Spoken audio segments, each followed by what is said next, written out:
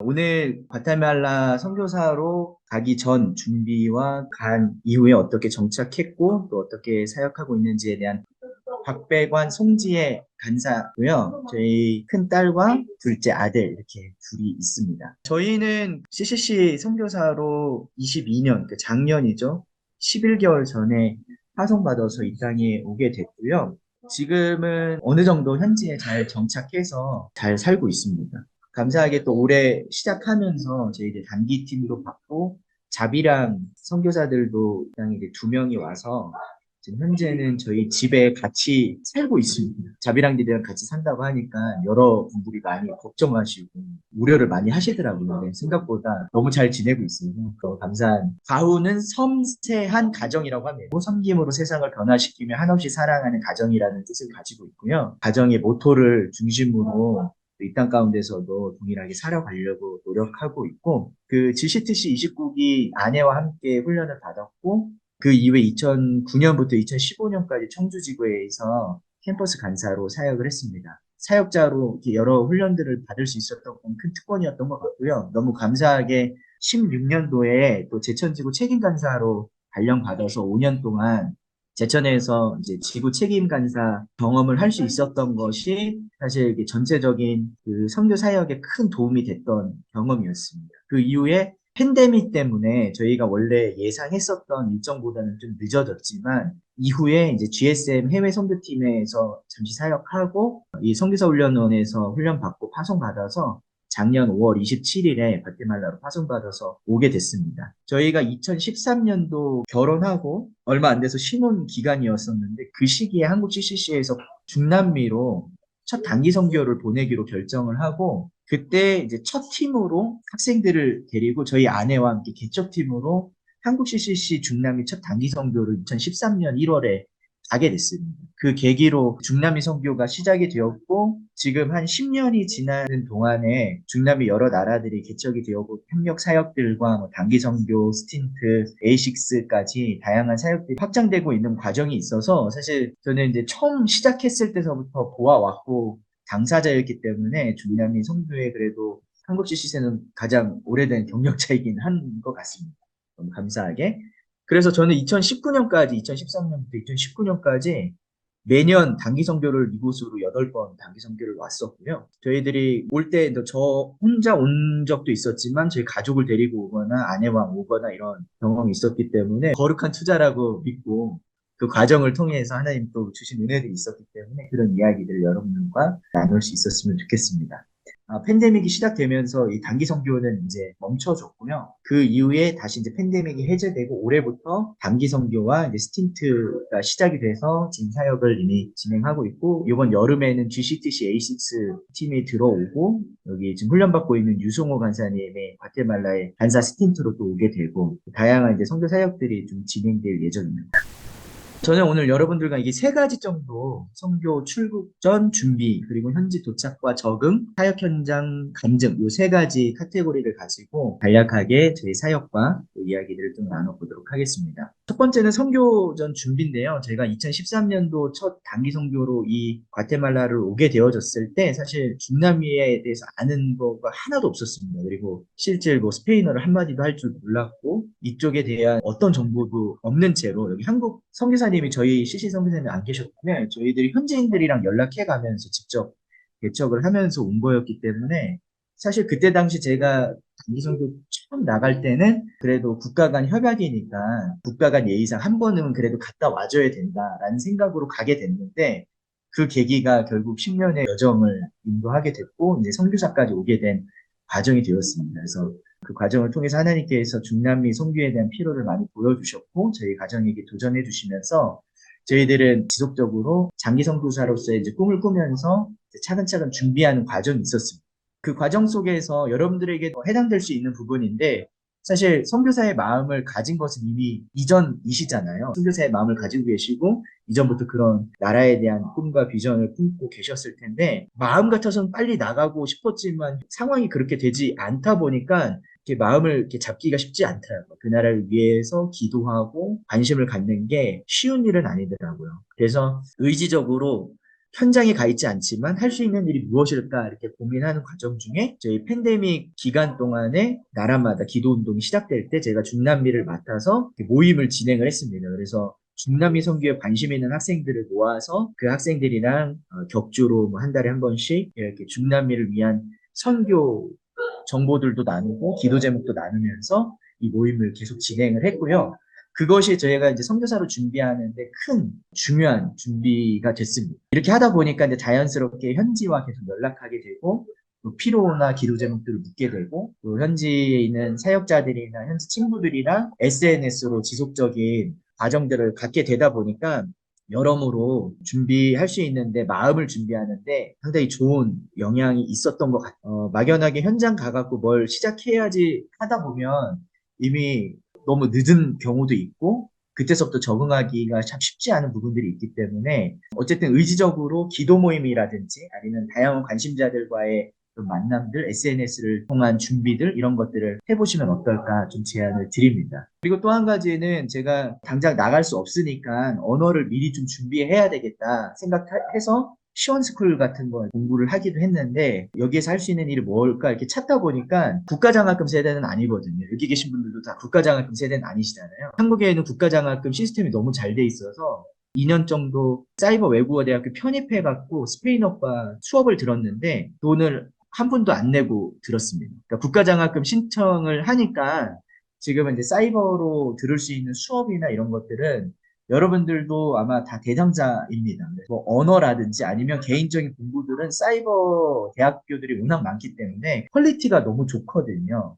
충분히 하실 수 있을 거라고 생각이 들고 만약에 현지에 가셔서도 사이버로 공부를 하시는 부분이니까 알아보시면 다양하게 언어를 전공을 한다든가 관련된 학문을 이렇게 할 수 있는 부분들이 있을 수 있습니다. 그래서 저도 사역중 연수로 사이버 외국어 대학교에서 스페인어 수업을 들었고 그걸 통해서 또 언어 준비하는데 상당히 큰 도움을 받았습니다. 저희는 작년 5월 27일 날 오게 되어졌고요. 현재 이제 도착하면서 너무 감사했던 것은 저희들을 이제 도울 자들을 예비하셨다는 은혜가 있었거든요. 이제 이 과정은 사실 10년 전서부터 단기 선교를 오면서 다양한 한국인들, 한국 교회, 또 협력하는 분들, 다양한 분들과 관계를 맺어 놓은 것이 저희가 선교 갔을 때 정착하는데 큰 자산이 됐습니다. 그래서 저희가 장기 선교사로 갔을 때 지금 사진에 보이는 곳이 저희가 섬기고 있는 이제 한인교회 목사님 사택인데 이곳에서 이제 머물면서 정착하고 준비할 수 있는 도움을 주셨어요. 과테말라 올 때 홀로 오지 않았고 한국인들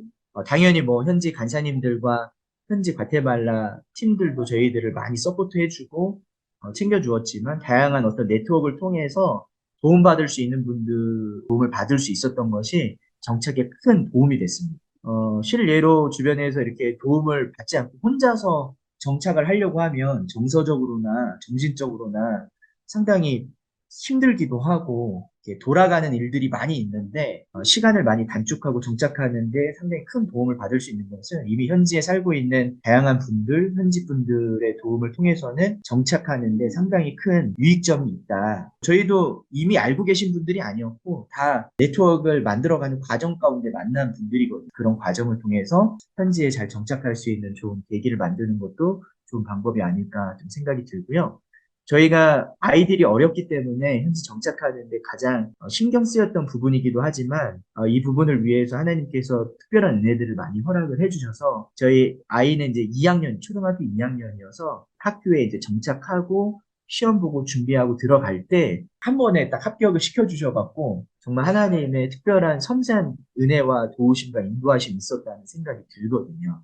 모든 과정들이 오랫동안 기도하며 준비하며까지 인도하신 하나님의 확신과 인도하심을 또 확인하는 과정들이 되었고 또 둘째는 아직 학교를 다니는 나이는 아니지만 되게 병을 달고 살아갖고 뭐 한 달에 한 번 이상씩은 꼭 병원을 가고 최근에도 뭐 한 세 번 정도 병원을 갔거든요. 그래서 계속 건강이 좋지 않고 뭐 장염에 뭐 중이염에 감기에 여러 가지 현지에 적응하면서 물갈이하면서 다양한 어려움이 있었지만 사실 이 두 아이가 정서적으로 잘 안정하고 환경을 그렇게 조성하는 게 저희의 최고의 목표였기 때문에 저희가 거기에 되게 신경을 많이 쓰고 하나님 앞에 많이 기도를 했던 것 같아요. 저희의 사역도 중요하고 저희가 해야 되는 일도 중요했지만 선교사 우리 부부보다도 아이들 가정의 안정감이 결국에는 선교 사역에 영향이 있더라고요. 아이가 아프면 뭐 저희가 사역을 하고 싶어도 할 수가 없고 아이가 학교를 못 가고 공부를 할 수 없으면 저희가 아이를 또 챙겨야 하기 때문에 사역이 여러 가지 제약이나 어려움이 당하는데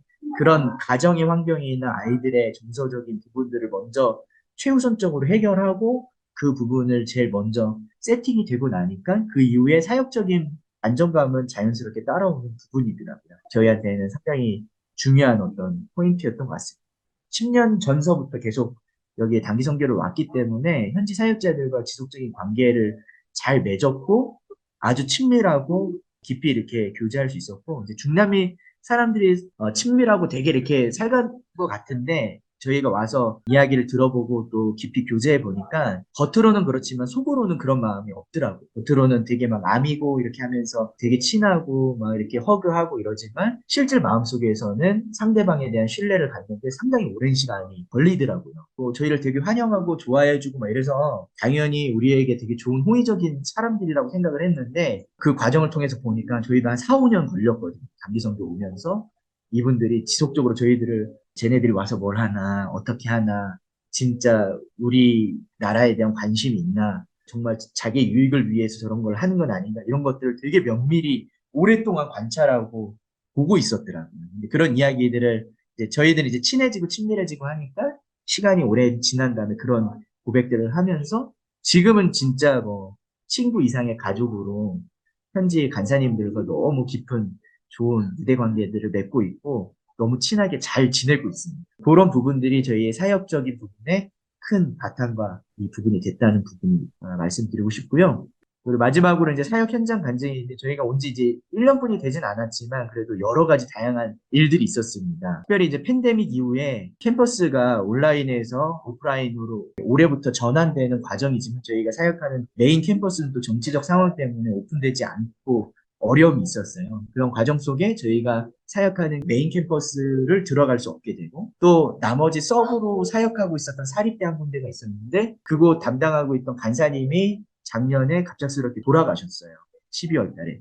그러면서 그 캠퍼스도 사역을 할 수 없게 된 상황이 됐어요. 그래서 저희는 선교사라 나왔는데 정작 저희가 사역해야 될 메인 캠퍼스 지금까지 10년 동안 단기 선교 오면서 사역했었던 두 개의 캠퍼스가 다 들어갈 수 없게 되고 사역을 할 수 없는 상황이 되다 보니까 이게 정말 하나님이 우리를 부르신 게 맞나 이런 어려운 상황들과 좀 이렇게 막막한 상황들 답답한 마음들도 있었고 단기 선교팀도 오기로 했고 또 자비랑도 들어오기로 했는데 저희가 사역할 수 있는 캠퍼스 들어갈 수 있는 캠퍼스가 없다 보니까 되게 그것 때문에 마음에 심적 부담이 있었던 것 같아요. 그런데 하나님이 계획하시고 있었다는 게 그 계기를 통해서 저희들이 어쩌면 이런 일들이 있지 않았으면 가볼 수 없었던 캠퍼스를 탐방하고 새로운 캠퍼스 개척에 대한 도전들을 주시면서 다양한 캠퍼스 중점대학교 여기 한 10대 대학들이 있는데 그 대학을 다 방문하고 캠퍼스의 문을 두드리게 되어지고 또 개척을 도전할 수 있는 새로운 루트를 열게 되고 그 과정을 통해서 저희들이 생각할 수 없었고 저희가 계획할 수 없었지만 하나님께서 놀라운 사역의 기회들을 허락해 주시면서 다양한 캠퍼스들이 열리게 됐고 들어가서 사역할 수 있는 캠퍼스들 이전에는 전혀 들어가 보지 않았고 10년 동안 사역을 해볼 엄두도 내지 않았던 캠퍼스들이 연결되면서 그 캠퍼스들에서 지금 선교 사역을 진행을 하고 있고 또 다양하게 새로운 기회들이 열리고 있는 걸 보면서 우리의 눈앞에 보이는 건 되게 막막하게 몰라도 하나님의 계획과 인도하심은 우리의 생각과는 좀 다르다 이런 생각을 하고 너무 감사하게 이 단기 선교팀과 이제 스틴트들이 이제 들어오게 되어지면서 선교팀의 뭐 피드백이나 이런 과정들이 너무 좋게 되어져서 지속적으로 이제 A6 팀도 오는 부분, 자비랑이 오는 부분, 또 다양하게 단기팀이 연결되는 부분들이 풍성하게 연결되는 과정들을 보면서 하나님이 특별한 은혜를 주셨고 쌓여진 기도가 하나하나씩 응답되는 과정이구나 이런 생각을 하게 되었습니다. 우리 선교사님들도 선교지로 나갔을 때 상황이 좋고 사역하기 좋은 환경이라고 손꼽을 수 있는 곳이 거의 없다고 저는 생각하거든요. 하지만 그곳에서 정말 하나님의 선하신 일하심을 찾아내는 게 선교사의 역할이고 몫이기 때문에 선교사님들이 정말 마음의 중심을 잘 지키고 그 현장에 서 계신다면 얼마든지 귀한 열매들은 자연스럽게 따라올 수 있는 기회와 여정이 되지 않을까 이런 기대를 가지면서 오늘 여러분들과 짧은 만남 속에 제 강의와 그 간증을 이렇게 마치도록 하겠습니다. 감사합니다.